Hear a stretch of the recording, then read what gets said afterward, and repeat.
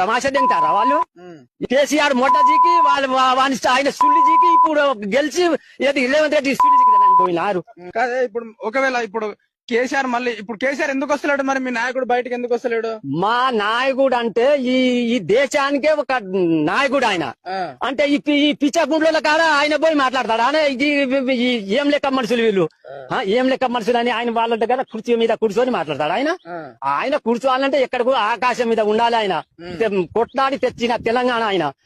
ఈ పిచ్చగుండ్లు తెచ్చిన తెలంగాణను కుక్కలు కనుక ఇస్తారు కనుక నాకినట్టు ఆడొకరు ఈడొకరు నాకు ఇస్తారు, ఎంగిలి ఇస్తారు నాకు దాని లంచ కొడుకులు వీళ్ళు అనే తెలంగాణ తెచ్చింది. ఉద్యమం చేసి దెబ్బల పడి జైలుకు పోయి కోర్టుకు పోయి తెచ్చిన తెలంగాణ కేసీఆర్. కేసీఆర్ అంటే కేసీఆర్ ఎందుకు అసెంబ్లీలో వస్తలేడని అనుకుంటా వీళ్ళు.